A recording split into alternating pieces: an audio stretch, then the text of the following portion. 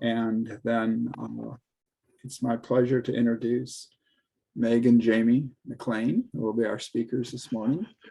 And they're going to be talking about this idea of spirituality as experienced through spiritual reading. And Meg and Jamie, welcome. It's great to have you with us, and we look forward to hearing your experiences. Thank you. Thanks, John. Good morning. I'm Meg, and this is Jamie, and we're both members of the book group.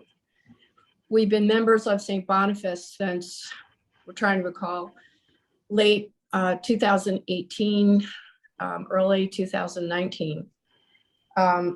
We moved to Sarasota in 2017 after living on a trawler for 9 years. And that was a wonderful experience. We got to relearn American history off the water, coming into port, mostly on the eastern seaboard.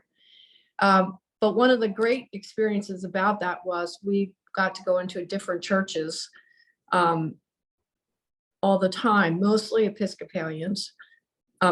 churches. Some high Episcopal churches reminded me very much of my Catholic roots. Some were Presbyterian churches. Oftentimes, Jamie and I would be at Anchor and have some of the most spiritual experiences we could ever have. And there was one or two times where we would almost be on our knees because we would be in some ferocious storms. And so nature has always been a very powerful God experience to us. I will share with you personally that one of the great things about coming to St. Boniface, having been in Sarasota for over a year,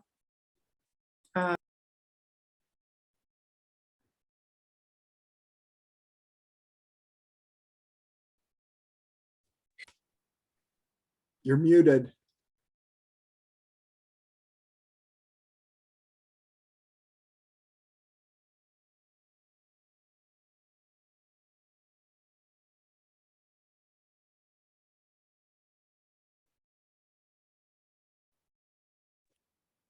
so all that's been you haven't heard it.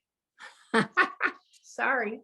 I didn't mute us. No, So I accidentally, I was trying to mute Amanda and I clicked on you, Meg. We did you get heard the you part down where to kneeling in the midst of storms. Okay, and that's okay. When we came to Sarasota, we live in downtown Sarasota. And so the first place we went to was not the right church for us. We wound up in a different church where they had great sermons, but I actually missed the ritual of an Episcopal church. And I will share with you, having experienced all these different churches, one of the things that we loved when we came to St. Boniface was meeting Betsy as the greeter. Because of her warmth, because of her smile, because of her reaching out to us, literally with arms open, and the welcome.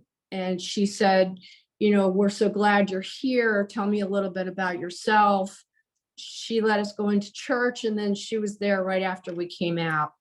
She was there the next week, and then the next week. And then finally she said, you know, you might enjoy going to the book group. And so we tried it the following week. And for us, it was like being back at Anchor again, because we were able to, the first week or two, sit there quietly with a group of people talking about interesting things and interesting experiences and joining the book. And for us, the first book that we started with was Richard Rohr and the Universal Christ. And I'll touch on that later briefly. Jamie will touch on it a lot, but it was a very moving book for us. I'm going to skip around with my notes because we talked for a little bit, and I'm not going to go into as much as I wanted to, which is probably good for you because I have a lot of notes about our background, my background. But there are some things I want to share. My early experiences growing up, I was fortunate enough to grow up with an Irish Catholic mother, a Southern Baptist father, and I spent my first 5 years in Pakistan, surrounded by Shiite Muslims. Many in the book group know the story, so I won't go into a lot of detail, but my parents taught me that you are privileged to be in someone else's culture, and you should welcome that experience and respect being in that environment. And that meant everything about that environment, including their religion. And I laugh a little bit about that because I have pictures of my mother talking to dignitaries in Pakistan, where she's trying to convince them that it would be a better experience for their children if they went to the Christian English school because they would learn more. Now, she wasn't really touching so much on their religion, she was just touching on their education. And she sometimes never really got the subtlety in terms of why one would be more or less offensive, but she meant well, her heart was in the right place. My father was an atheist. He was a very bright person, and he didn't make the distinction, or he very clearly made the distinction between atheism and being an agnostic. He believed in mind over matter. He believed that we didn't use more than 10% of our mind. And so, like a lot of people who went down that pathway, he had no room in his heart for God. And I think that he was less than in his life for that, unfortunately. He died when I was very young, so we moved up to my mother's. And that was a blessing because we grew up surrounded by religion in my family. And all the good parts of what that meant, even all the good parts of the Catholic Church. My grandparents moved their home from one part of our neighborhood to another part of the neighborhood so that our church could build a new rectory. We had priests and nuns coming in and out of our homes. We were going in and out of the church. It was always a good thing. I grew up on the Bible. I loved reading the stories of the Bible. And for many years, including 2 months ago, people in the book group would tell you that there's still things that I take very literally in terms of how I treat religion. I had an uncle, my mother's youngest brother, who was a priest and then a Monsignor, and he became my central father figure growing up. And he was wonderful. He was wonderful even to the point of when I got divorced. I was the first person in 1,000 years or more in my Irish family to ever get divorced. He didn't judge me. He just said I couldn't receive the sacraments anymore. So for years, my faith revolved around the rosary. That was my bridge to God. And that went on forever until I met Jamie, and my youngest stepson went for confirmation class. And I was in an Episcopal church while Josh was going through confirmation. And I'm sitting through the Mass, and it's the exact same Mass. And the sermons are the exact same things. And I'm sitting there wondering, why am I not receiving a sacrament after 20 odd years when there are other people who can or who do? And it didn't seem fair to me. So I went for confirmation class in St. David's, which is our church here in the north. And Jamie went for reaffirmation with me. And that in itself was a spiritual experience for both of us.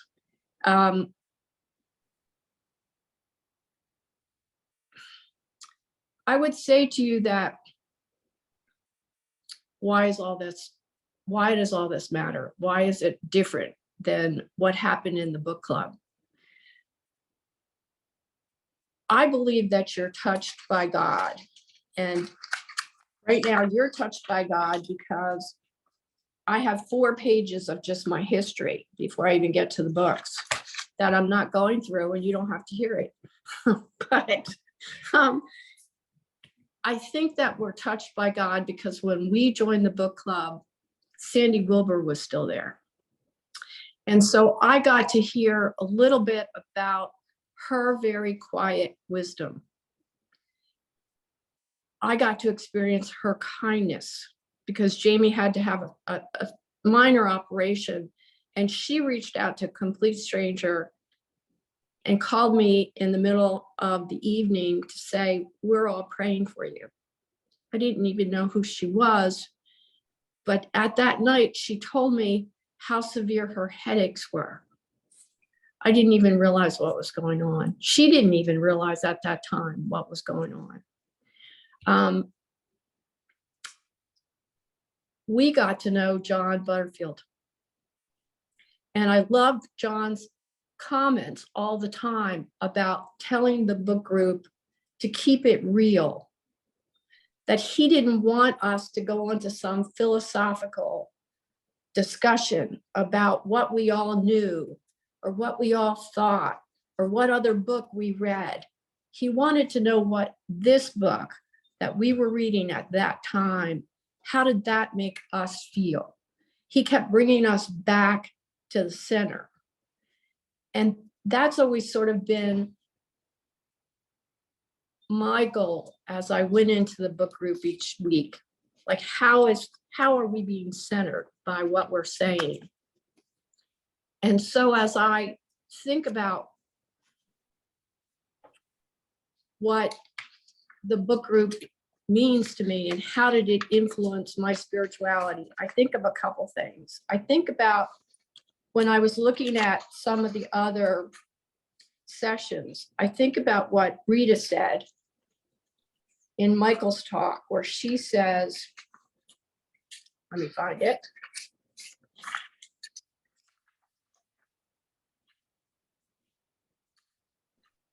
Sorry, I apologize. Being spiritual is how God reveals himself to me. And being religious is how I reveal myself to God. I find that in our book group, there are many occasions when each of us are talking about the various books that we're reading, or what we got from a chapter, or what someone didn't get from a chapter. And they come in and they say, oh, I don't like this book, or I didn't like that chapter. And then someone says, oh, but here's what I got from that. And all of a sudden your eyes are open in a way that you never would have thought. It's almost like we're lucky enough to have the hand of God reach down into the group and touch us. Now, I'm going to stop for a second and I'm going to let Jamie talk a little bit about his background. And then we'll go into talking about some of the books we read. Well, let me just start off by saying, Meg and I feel that our marriage, with our checkered background in marriages, was God's plan. And we still believe that we came together from the very moment that I took her out on a blind date.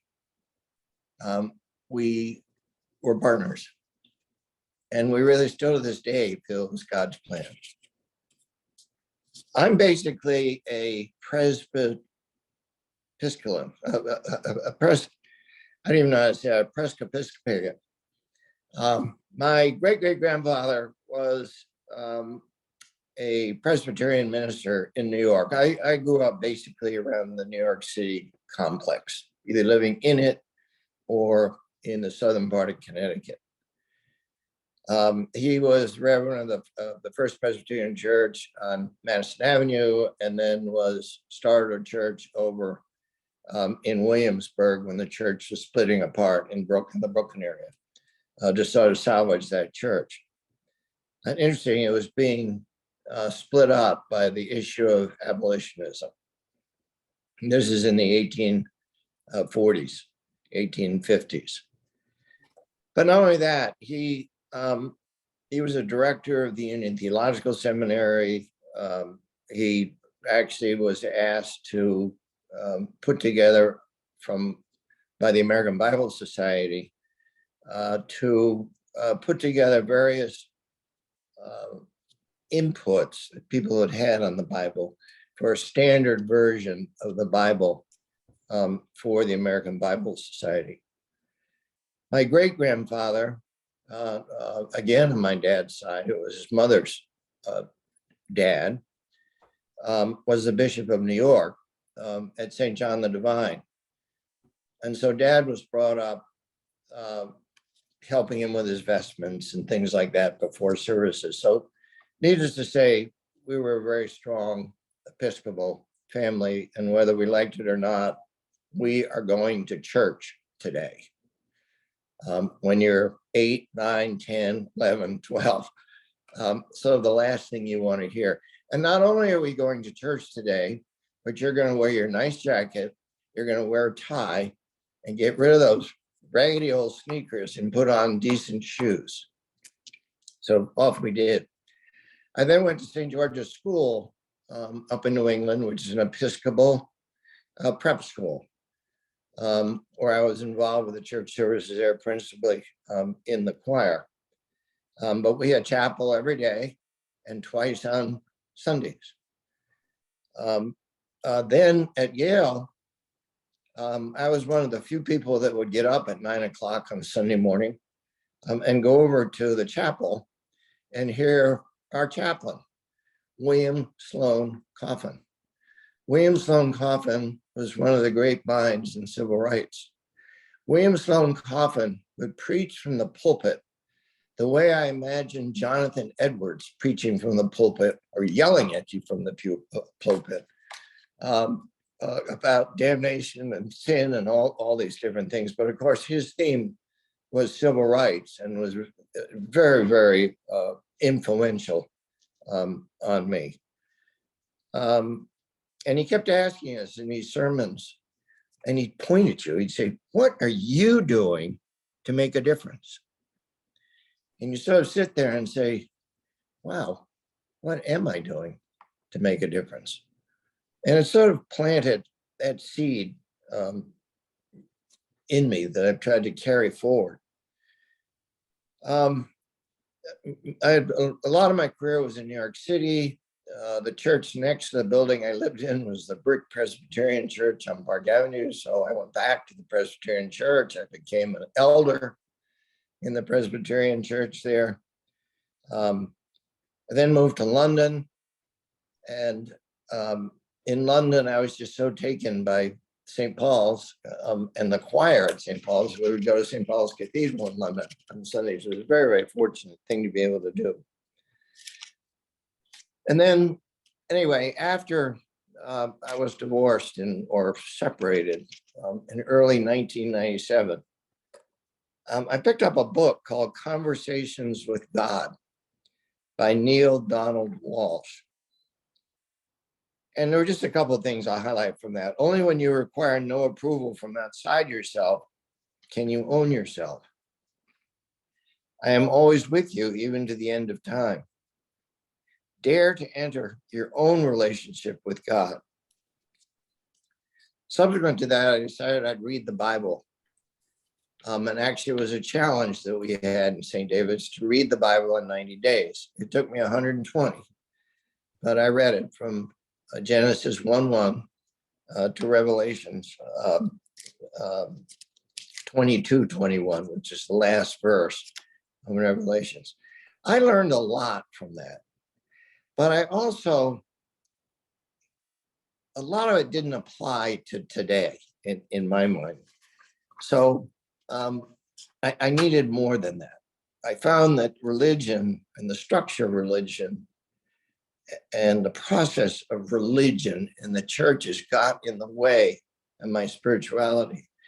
Meg brought up the point where we anchor in different spots. One Easter morning, we were in Georgia. We were anchored in a spot that was nothing but seagrass all around us. We got up at 5 o'clock. The birds were just awakening.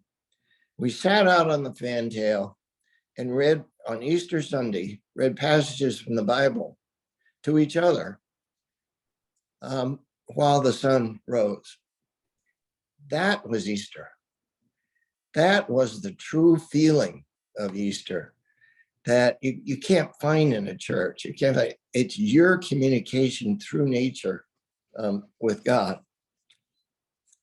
So anyway, to make a long story short, we end up at St. Boniface. We did try, as Meg said, another church. I really liked the Scottish preacher at that Presbyterian church out on Longboat Keys. Unbelievable sermons in his Scottish brogue.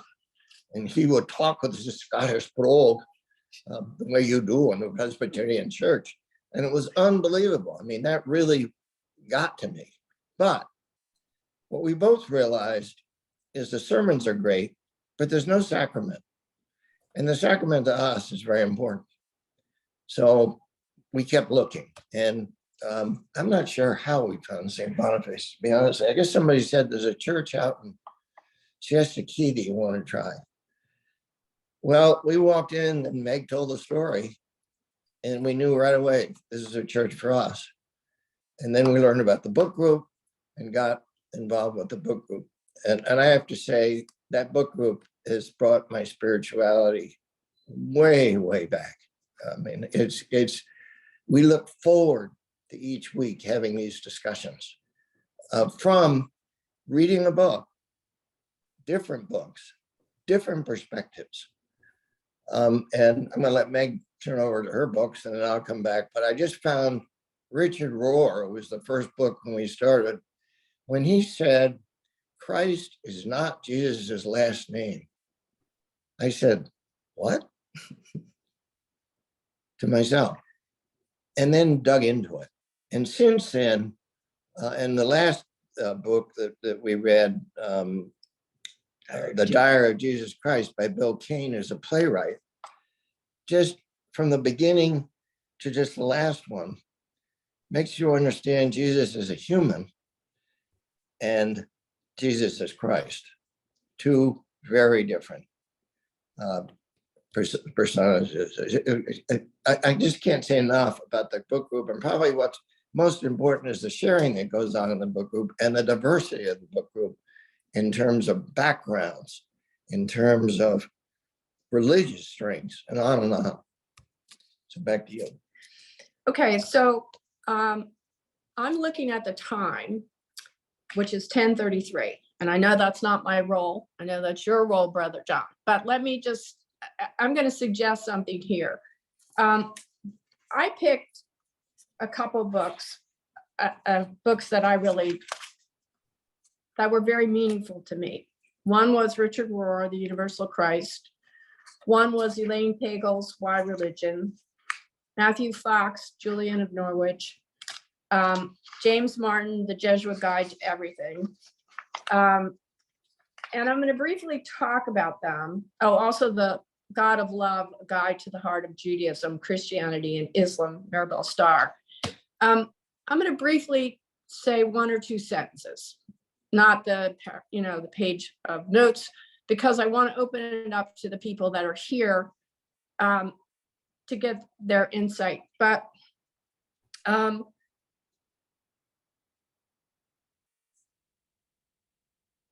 think that the one thing that I really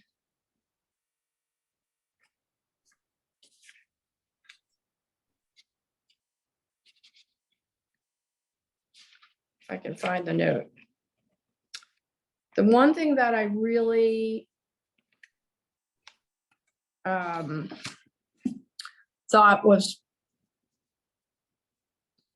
most interesting about Richard Rohr was the first book that we thought, the concept of Jesus, that Christ was not Jesus's last name. Christ was the light, and the light always was. It was when Jesus was resurrected, it always will be. That image has stuck in my mind forever. I also think that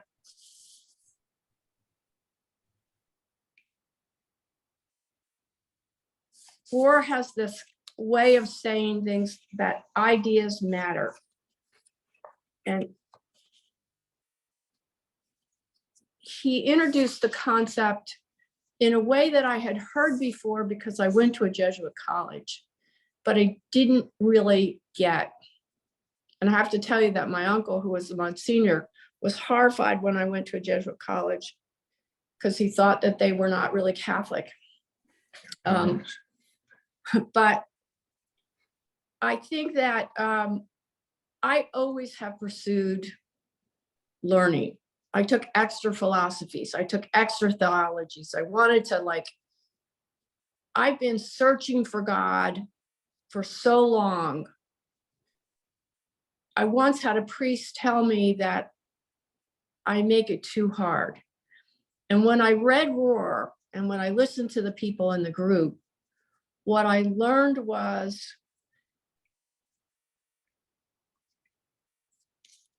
I was trying too hard, and that God was all around me.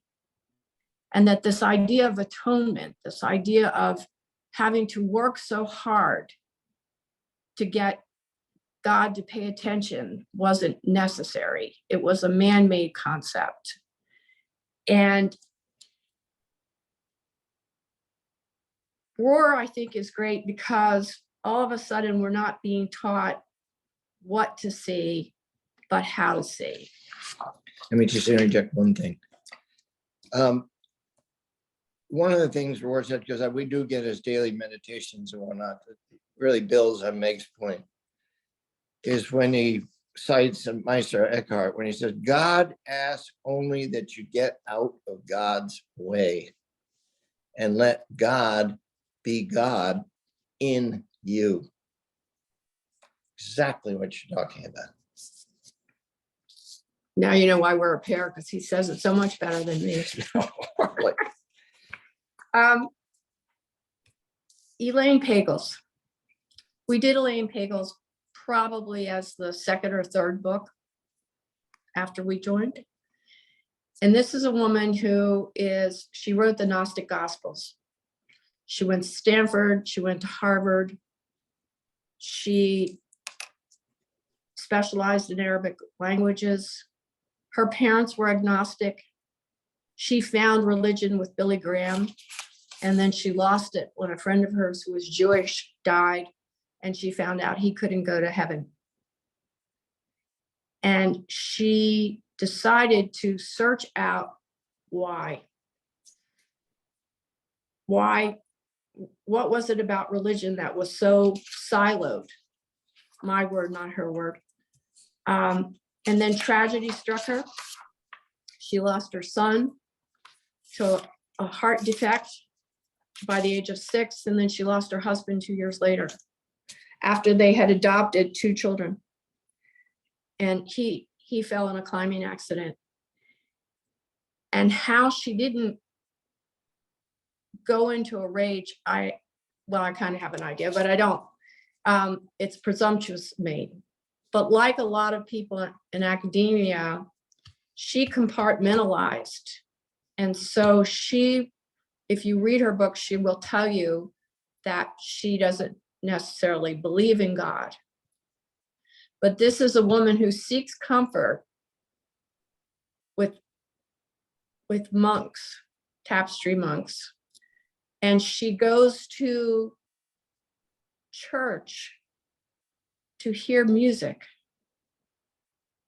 And so I've always puzzled that while she has decided that she has not yet found God, I'm convinced in her readings that God has found her.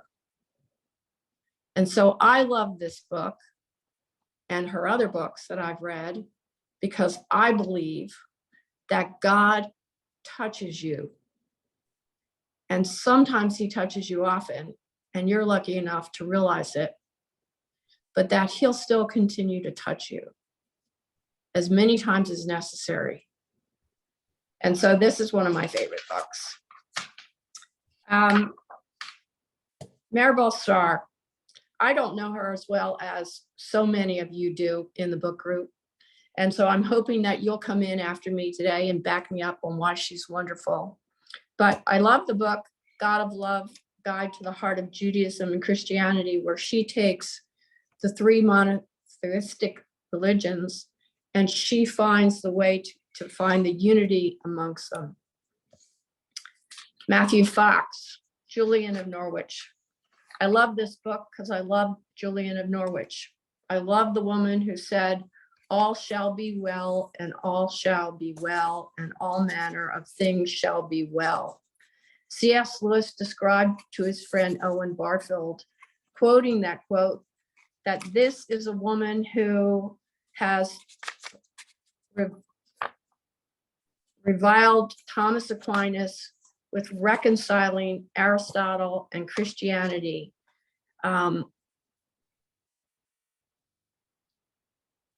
Even though she was maybe 60 years after Aquinas. She was the first woman who, Julian of Norwich was the first woman to be the first woman author in English in a time of the plague, the bubonic plague, which a third of civilization was lost, I think. I found this book to be extraordinarily interesting, mostly because I often found myself saying, was this Julian of Norwich saying this, or was this Matthew Fox saying this? But it's a great book. And then finally, James Martin, a Jesuit, with great humor. I think I liked his videos as much as I liked the book, but he condenses the Ignatius principles, which are dear to my heart, because I think they're the basis of the 12 steps, which is dear to my heart, into very condensed processes, which are how do you go through your daily life, give gratitude, acknowledge your sins, rid yourself of them, ask for an account of each day, and ask for grace to make amends to people. Now I've just taken a huge book this size and condensed it into a very short experience, but he did it with much more grace and insight and humor than I did.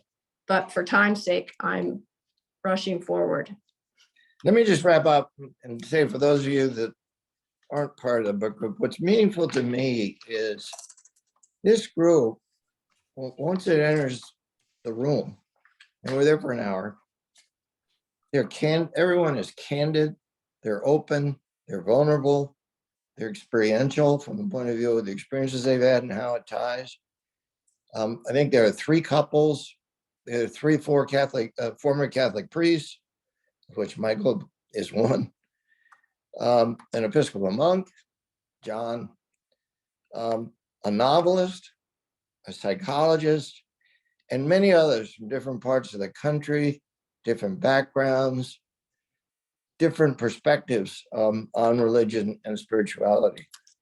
But it's the personal stories that are woven in to these books that we read, and we'll read 2 or 3 chapters each Sunday, so it's not too much. But it's the personal experiences that people have, the candor of the discussion, that I just walk out of that thing and I just say, wow, aren't we lucky to have found a group like this?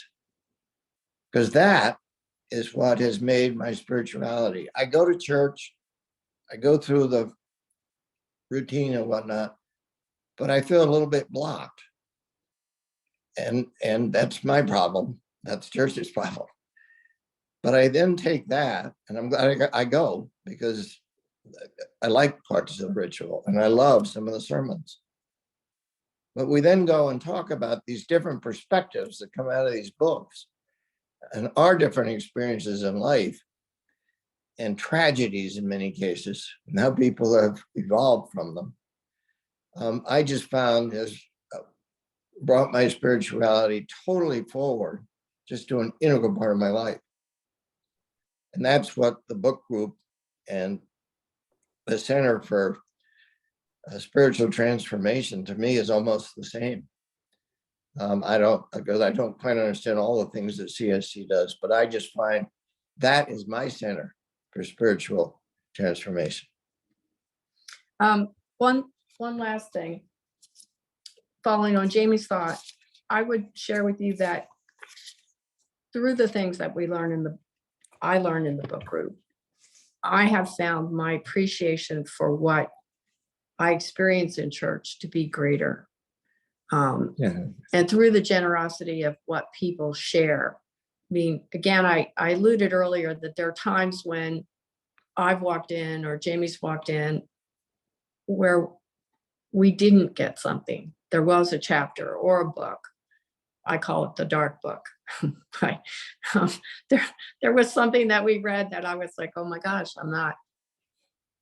But we grow in it because so many people are so kind with their insights, and no one ever makes anybody feel as though they're less than, because our breadth of experience of religious books is less than theirs. There's a natural learning curve that's people are able to have, where you just walk in feeling like an equal from the day one. And that's such a blessing. So with that, Brother John, I think we should turn it over. All right. Thank you so much, Meg and Jamie, for sharing your experiences. The meaning of community, as you described it, is so important to us. And we'll give people a chance now to raise their hand using the Zoom link feature that's there we talked about. While they're doing that, I wanted to just share about spiritual reading. It's something we talk about within our community, and as people are in formation to become a religious, a professed, devout member. And it's not like reading for knowledge, but rather you've described it, and that is of, in a sense, meditating on what you're reading. Mary talks about pondering in the heart, but pondering what you've read, and that brings us closer to Jesus in doing that.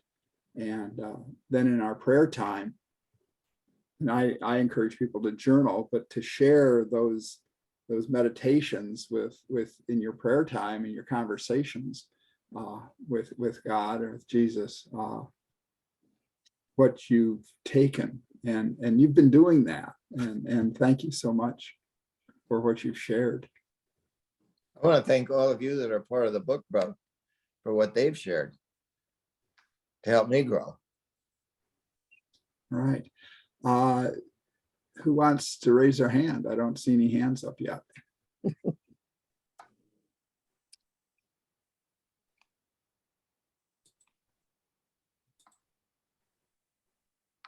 My goodness. Okay, Vince and Betsy. Actually, it's me, and I feel like I should be the last one to speak because I'm the newest member of the group.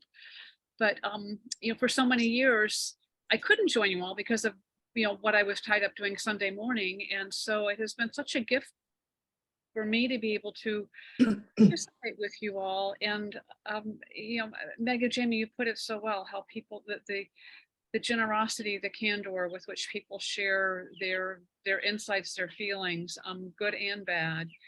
And to me, it doesn't replace church, but in church it's one way. You know, it's stuff coming at you. It's one voice coming at you. And in the few weeks I've been with the book group, what I have just loved so much is the back and forth and the multiple voices and the sincere questioning, which I think is part of growing. So it's been a marvelous gift, and I'm looking forward to the fall and the next book. So thank you all. Thank you, Betsy. And Donna, you have your hand up. Thank you so much, Megan, Jamie. Really appreciate your opening up this morning to lead this discussion. I think for me, by far, I want to piggyback on what you both said and also what Betsy said. The most important thing for me is the trust. Is that I can share and everyone else is sharing such an important part of yourselves. And I can feel that it's a safe place to do that. We have the books, we have the readings, and that forms part of our structure. But for me, it's the being with you and the rest of the book club members and feeling that kind of safety. And it makes me think of one of Richard Rohr's books that I read, although I wasn't there when the book group read it, but I was hearing about it. So I went back and read it. And it's The Second Half of Life. And he talks about how in this part of life where I believe we all find ourselves, it's a time when some unlearning needs to take place. And I feel like that is happening for me, and that the true meaning of this part of life for me is found definitely in community, in various communities that Marcus and I are a part of. And for me, St. Boniface is a very important part of my development and community. And the book group is a part of that. And I feel very grateful to God and to St. Boniface and you. Thank you.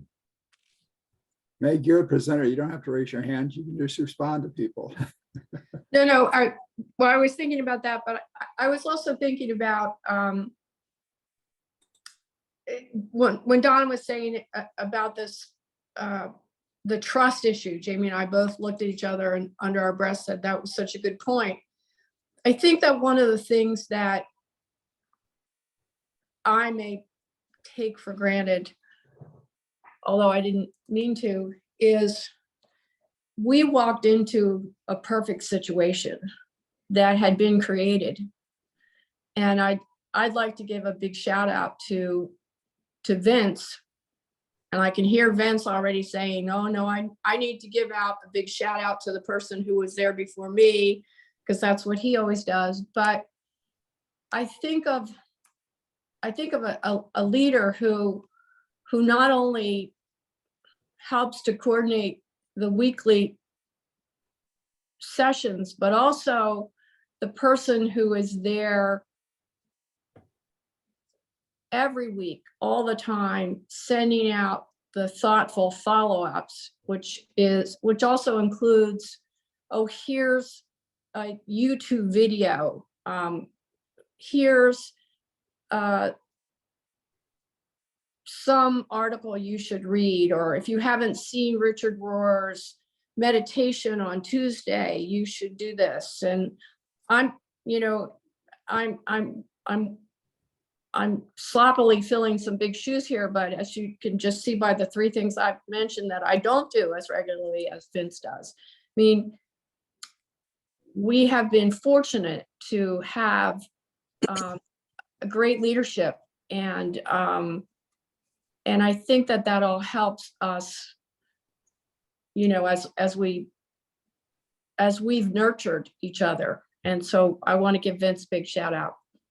And the other thing that's very important is Vince makes sure everybody has a chance to say something.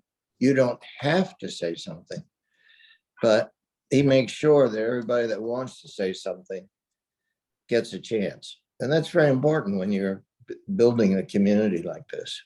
Now it's either Rita or Michael. Yeah, Jill would be the next person. Jill. Thank you very much. And thanks, Megan, Jamie, for your sharing that you've done today.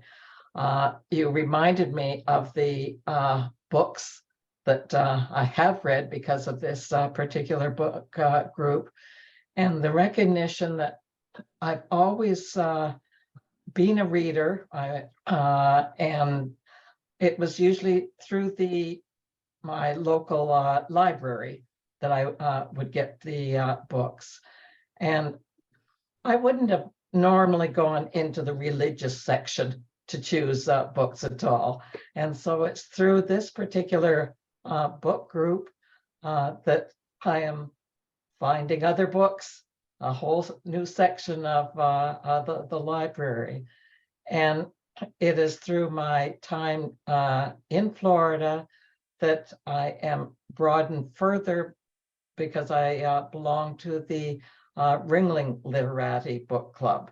And so that gets me into all the art books that are so enriching as well. And so my life is broadened, it's strengthened, and it's enriched because of time with you, and having this extra bonus time is very special as well. So thanks again, Megan, Jamie, for the reminders of the specialness of all of you and the treasures that I have in the reading with you. Thank you. Thank you, Jill and Michael and Rita. Yeah. Meg and Jamie, thank you very much for your sharing. Because one of the things that I'm reminded of with the book group is the early church. And the reason I'm saying that is the early church was family-based, home-based, and it was small. Small groups were the way people shared their initial faith. And that's what we're doing. And it was a faith that didn't have any hierarchy. And that's what I love about the book group that you've already mentioned. And it's important to state that there was an equality among everybody, and nobody was better than anybody else. It was a playing field that was equal. You go to church, you still have a hierarchy there. And I think that's a hard thing to get over or to reestablish. So I just wanted to reiterate something that you have articulated so well, but put it in a slightly different perspective. And the history of it comes out of Rome, comes out of Constantine, and there's so much that goes there.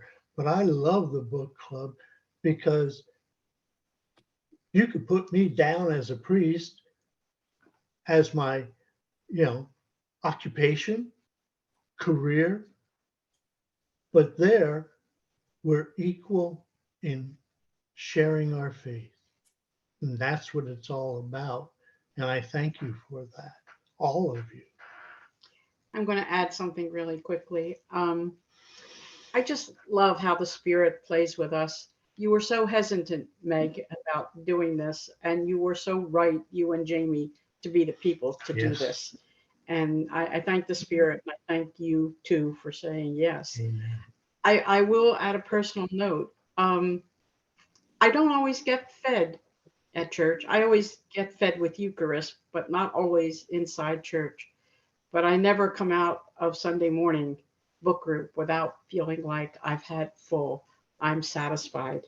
And that's because of all that you hear who've been a part of that in terms of what you have shared with me, what you allow me to share. And I'm grateful for each of you for doing that. Thank you. Thank you, Rita. Thank you. Thank you. Amanda. You need to unmute yourself, Amanda. Okay. The first thing I confess is that the trouble I was having at the beginning was that I had turned my sound, my own sound, way down because I didn't like what I was hearing. Yeah, never mind. So it was all my fault. Anyway, you see that Dick's not here, but the thing is, it's misting here. He had a golf date, but he was kind of hoping it would be rained out because he wanted to do this more. And that's what I wanted to say. He likes the book group more than church.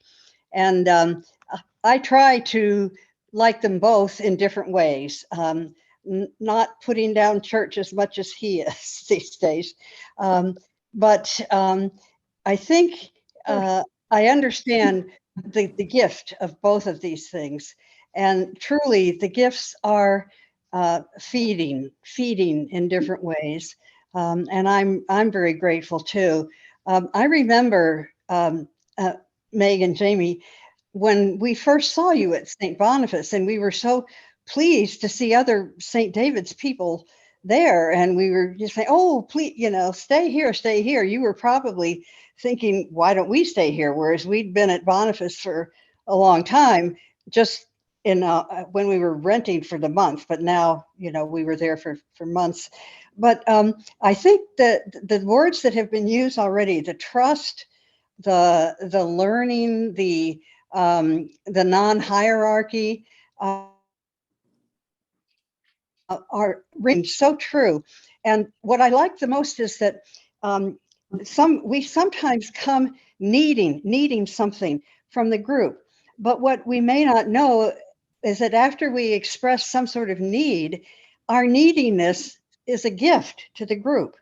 And then what they give us back is their gift to us. So there's this giving and receiving that feeds in different ways. And that's why Rita said that she's always fed. So I understand that completely. And thank you, Meg and Jamie. I think we're going to see you in a couple of days, which is great. Tomorrow. Monday, Is it Monday? Oh, Monday. okay. Well, we'll see you and give you big hugs. Thank you. All right. Thank you, Amanda. And Zerby, you have your hand up. Very quickly. The reason I don't return any of our wonderful books that Jamie and Meg have mentioned, and all the others over the years that the book group has collected, is that as people talk in our group on Sunday morning, I generally note who has been speaking about particular lines or particular. So I've got B. John, or I've got Vince, or I've got Jamie's notation as to who has been talking, maybe a few more words. But I go back to all my friends again and again and again, because I can pull out these books and I can go back and find something that Mike said, or anybody that shared a very special kind of perspective. And as soon as I see their names, I hear their voices and I hear that conversation, and it brings me right back. It's like video time for me. Just to have a rerun of all this. And I thank you for all of it. So my books stay very active. They never get shared with the whole church, but we do talk a lot about the special books, and hopefully convince a lot of people to pick up those books anyway. But it is a spectacular experience with all of you that are a part of it, and those that you can't get there, there's still plenty of conversation always about what we do. So it's a great session. It's a great spirituality exploration. It's wonderful. Thanks. And Jerry, that was what was fun actually preparing for this, because I sort of said, Meg, what did you sign up for? Yes. But what was Exactly. what was the fun part was doing exactly what you said, is going back through these books Yes. and seeing what I had underlined, and we each have a copy of these books, that what I had underlined, and then the comments that I'd written in that people had brought up that related to that and whatnot. It was really a renewal experience. It is. It is. Thanks. All right, thank you, Survey and Meg and Jamie. I think this is time to wrap it up, and it's been wonderful to hear from everyone. Michael, any words before we close here? No, I don't think so. Just a reminder that Fred Mann will be with us in June. Fred is always really exciting to be with and sharing with us all. So I hope you come back in June. All right. Well, then, it's been wonderful to be with all of you, and blessings. Thank you so much. We will see you. Take care. Yeah. Bye. Bye-bye. Thank you, Meg. Thank you, Jamie. Brother Thank Sean. you. Bye.